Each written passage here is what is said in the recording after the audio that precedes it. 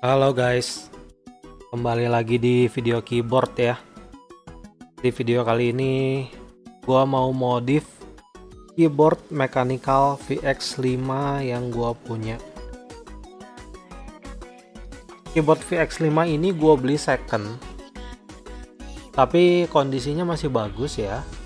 Belum pernah dibongkar, belum pernah dimodif, bahkan stiker garansinya pun belum rusak. Pengen tahu kayak gimana gue modif keyboard ini? Nonton video ini sampai habis ya. Semoga video ini juga bisa menginspirasi kalian yang pengen modif keyboard Vortex VX5 kalian ya. Kita buka dusnya, kita keluarkan keyboard dari plastiknya.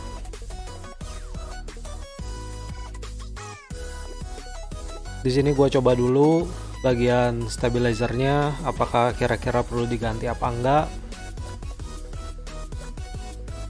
Oke, langkah pertama kita cabutin dulu ya tombol-tombolnya. Gue di sini memakai 2-in-1 key puller dan switch puller. Pakai alat ini mencabut-cabut switch dan keycaps menjadi lebih cepat ya. Tapi kalau kalian biasa cabut keycaps pakai tangan juga nggak apa-apa, bisa juga. Cuma karena gue punya alatnya jadi gue manfaatkan saja.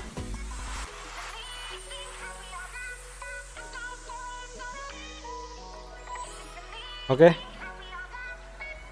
Setelah mencabut semua keycaps, saatnya kita merapikan keycaps yang sudah kita lepas. Kita taruh di kardus ya, supaya nggak berceceran.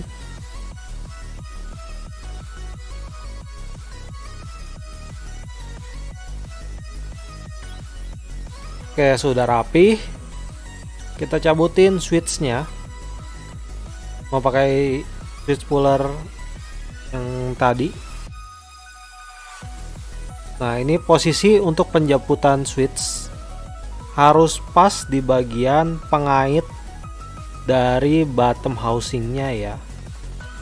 Jangan sampai switch yang kalian jepit itu malah dijepit di bagian top housing, yang ada nanti top housingnya pecah. Karena ini soket Outemu yang sangat sempit, top housingnya itu mudah sekali pecah kalau kalian salah posisi nariknya. Karena memang soket Outemu ini keras banget ya. Lubangnya terlalu kecil, sempit. Jadi harap berhati-hati. Tapi tenang aja, kalau misalnya sampai ada yang rusak, ada yang pecah, itu hal yang wajar. Itu dialami oleh semua orang. Setelah switchnya semua tercabut, gue menggunakan obeng untuk membuka platnya.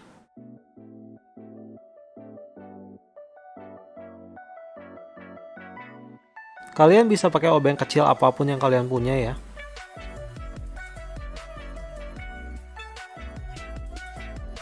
Ingat, untuk membuka baut dari plat ini, ada satu baut yang tertutup oleh stiker garansi. Jadi kalian harus paham kalau membongkar keyboard ini akan menghanguskan garansi kalian ya.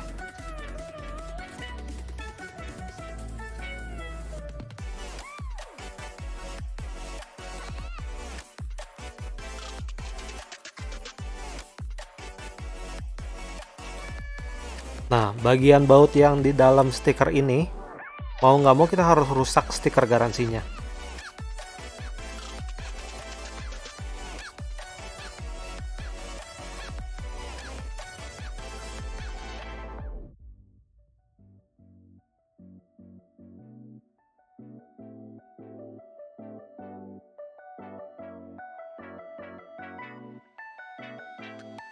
Di sini gue bingung kenapa masih keras banget ya. Setelah gue perhatikan lagi baik-baik, ternyata ada baut yang lupa gue lepas.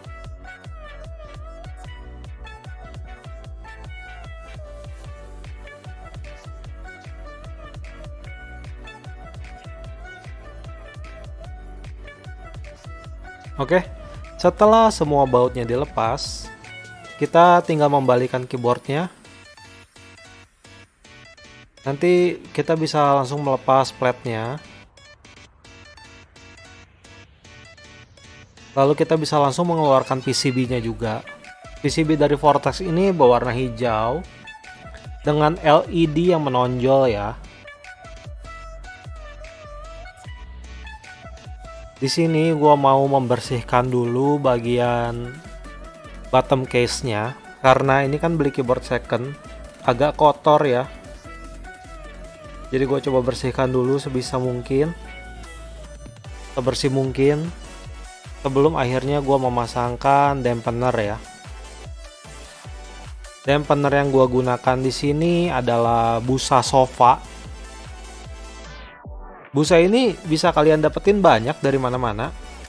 Misalnya dari sofa bekas, atau dari tukang jok motor, atau misalnya busa ini juga dipakai untuk packing-packing barang ya. Jadi kalau kalian beli barang elektronik gitu, busa packingannya ini bisa dipakai. Tapi hati-hati ya, jangan sampai jangan sampai bahannya itu yang menghantarkan listrik, jadi harus dicek-cek dulu. Nah, untuk pengukurannya cukup dibalikan aja case-nya supaya ukurannya kelihatan. Kira-kira butuhnya selebar apa, lalu tinggal dipotong. Kalian bisa potong pakai silet atau potong pakai gunting. Gua awalnya mau potong pakai silet, tapi gua takut meja gua kegores. Akhirnya gua ganti, gua potong pakai gunting aja. Kalau kalian punya cutting mat, kalian bisa potong pakai silet ya.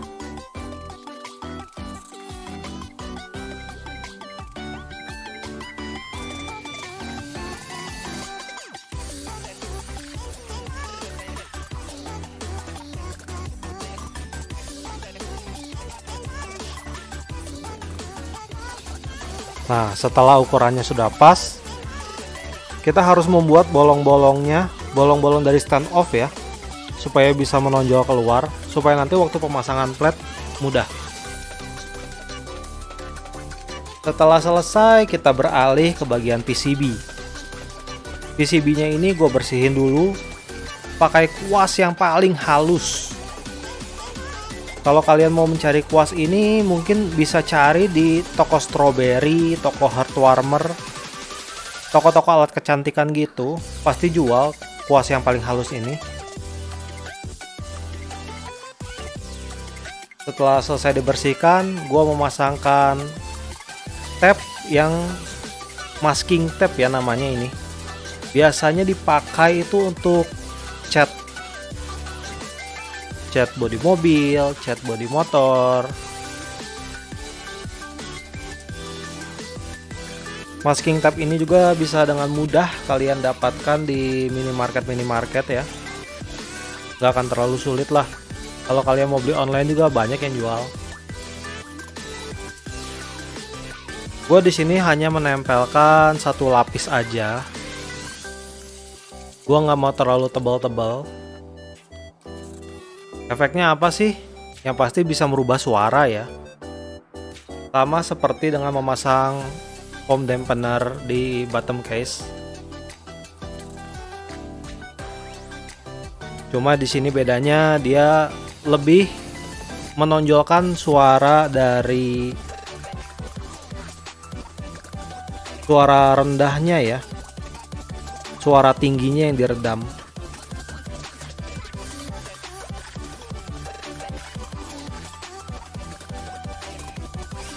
Atau biasa disebut dengan high pitch ya.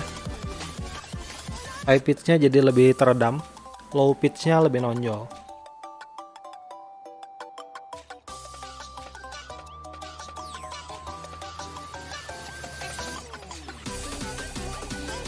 Jangan lupa dirapihkan bagian pinggir-pinggirnya.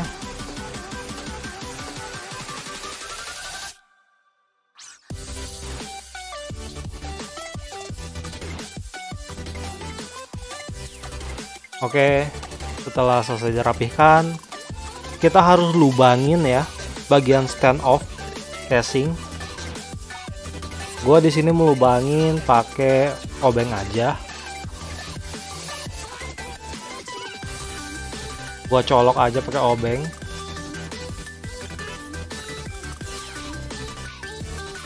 Pastikan semua bagian stand off-nya bisa muncul ya nanti saat dipasang.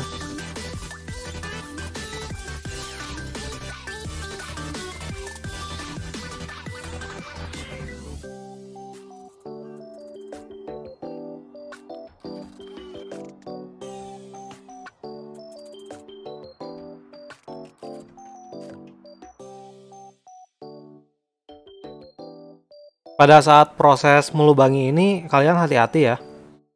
Jangan sampai melukai PCB-nya. Karena kalau sampai PCB-nya luka, nanti tombol kalian itu ada yang bisa tidak terdetek. Nanti ada yang nggak bisa dipencet tombolnya. Dipencet nggak muncul. Jadi hati-hati aja, jangan sampai PCB-nya tergores.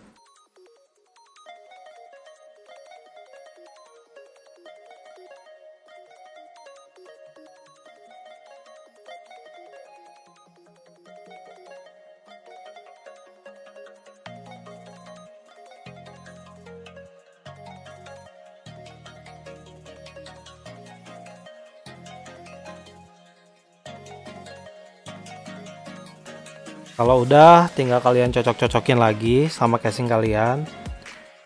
Kalian lihat apakah ada bagian yang masih mengganjal atau enggak. Kalau semua stand off casingnya sudah bisa muncul, perhatikan juga bagian lubang USB-nya. Apakah lubang USB-nya ketutupan sama foam yang udah kalian pasang apa enggak. Kalau ternyata ketutupan, kalian harus buka ya, potong lagi foamnya.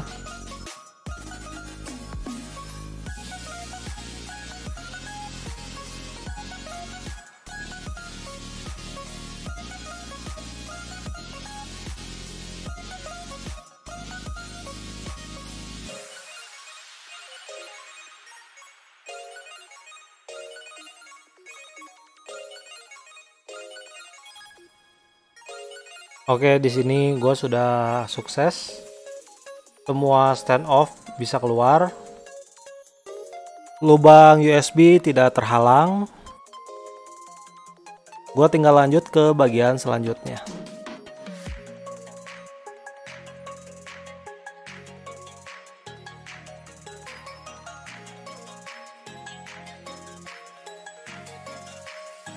Ya, di bagian selanjutnya ini platnya ya. Gue lepasin dulu stabilizer-stabilizernya.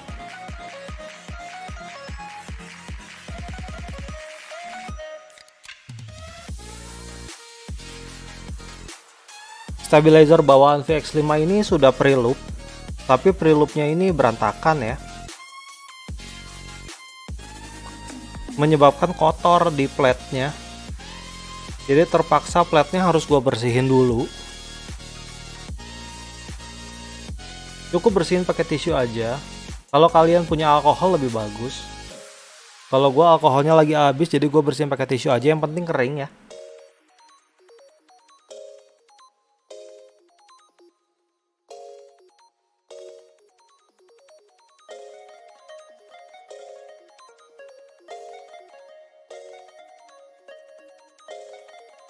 Bersihkan, jangan sampai ada minyak yang tertinggal.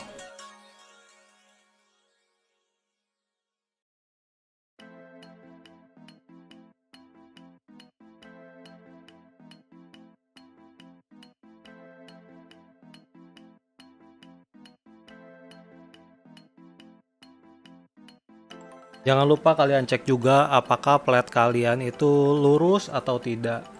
Kalau platnya tidak lurus, jangan lupa untuk diluruskan dulu ya.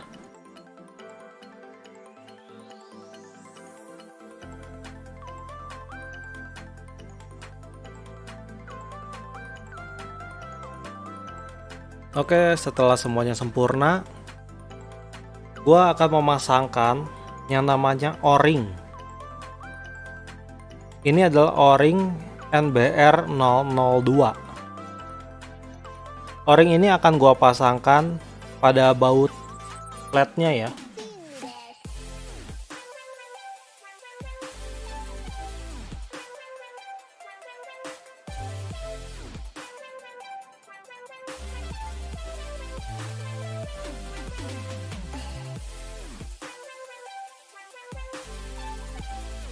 Gue akan mengambil bautnya menggunakan obeng yang bermagnet supaya lebih mudah.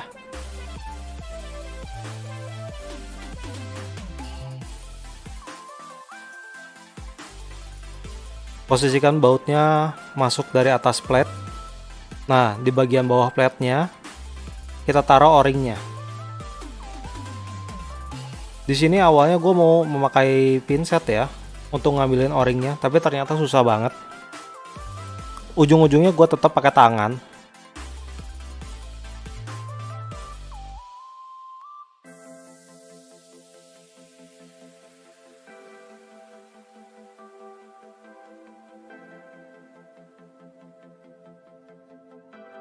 Proses ini sangat lama ya, karena sangat sulit untuk memasukkan O-ring ke dalam bautnya. Nah, kalau misalnya bagian O-ringnya udah nempel di ujung, tinggal ditekan aja sampai bagian O-ringnya turun ke bawah.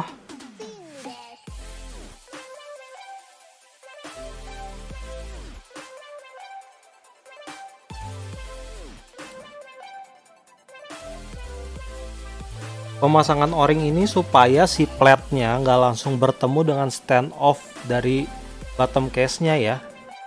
Jadi O-ring ini sebagai dampener juga. Dan kalian harus melakukan pada semua bautnya ya. Ini sangat memakan waktu, jadi harap bersabar aja. Videonya bakal gua potong, tenang.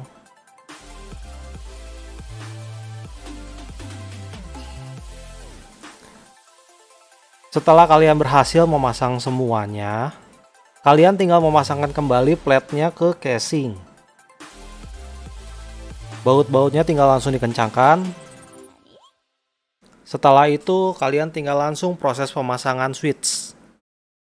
Di sini gue memakai switch dari Outemu Red. Switch Outemu Red ini sudah gue lubing ya, menggunakan Krytox 205 dan pairnya menggunakan Krytox 105.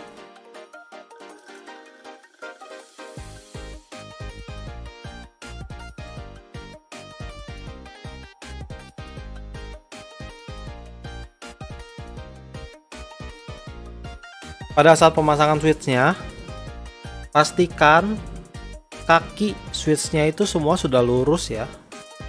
Tidak ada yang bengkok, jadi tidak akan merusak PCB saat kalian memasangkannya. Setelah selesai, kita mulai pasangan keycapsnya. Oke, setelah ini bakal ada tes sound ya dari keyboard yang udah gua rakit. Yuk kita mulai.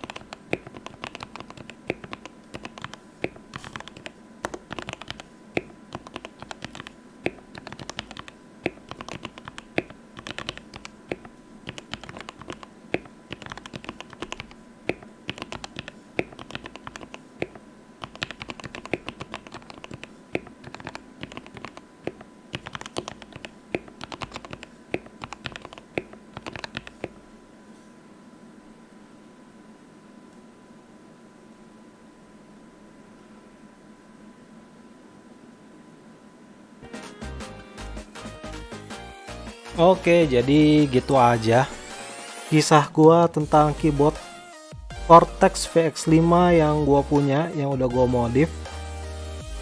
Terima kasih untuk kalian yang udah mampir untuk nonton. Semoga video modifikasi gua ini bisa menginspirasi kalian ya. Terima kasih. Dadah.